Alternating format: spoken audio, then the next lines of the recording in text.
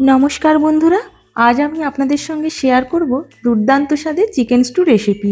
Chicken stew বানানোর জন্য প্রথমেই আমি নিয়ে নিয়েছি এখানে সর্ষের তেল আর গোটা গরম মশলা আর গোটা জিরে। তারপরে আমি এখানে দিয়ে দিচ্ছি কুচি করে রাখা 3টে পেঁয়াজ। পেঁয়াজটা হালকা একটু ভাজা ভাজা হয়ে আসলে আমি দিয়ে দেব এখানে কুচি করে রাখা রসুন।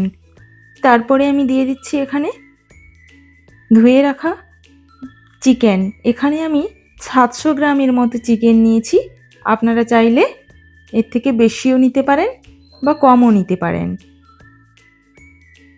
চিকেনটা একটু নাড়াচাড়া করে এই দেখুন চিকেনটার রঙটা সাদা হয়ে আসলে আমি দিয়ে দেব এখানে 2 চামচ হলুদের গুঁড়ো আর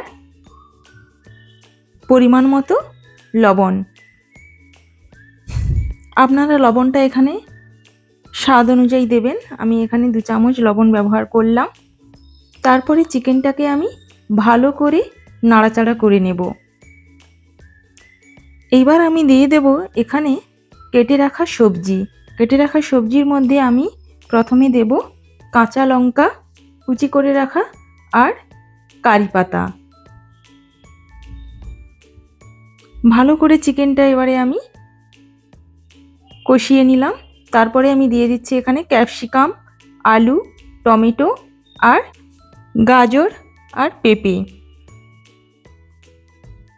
তারপরে আমি দিয়ে দিচ্ছি এখানে জল। এখানে আমি 2 গ্লাসের মতো জল অ্যাড করেছি। আপনারা চাইলে এর থেকে বেশিও অ্যাড করতে পারেন।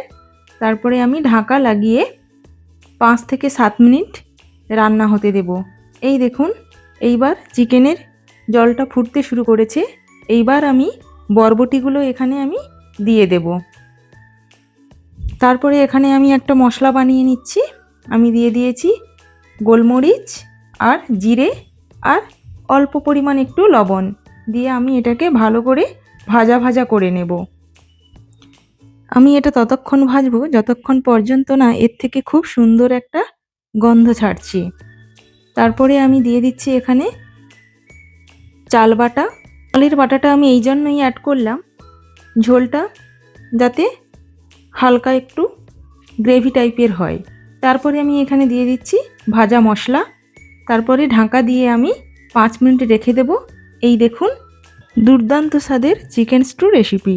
অবশ্যই আপনারা একবার বাড়িতে ট্রাই করবেন, খেতে দুর্দান্ত স্বাদের হবে। আমি আজকের ভিডিওটি এখানেই শেষ করছি। চ্যানেলটি অবশ্যই সাবস্ক্রাইব করে পাশে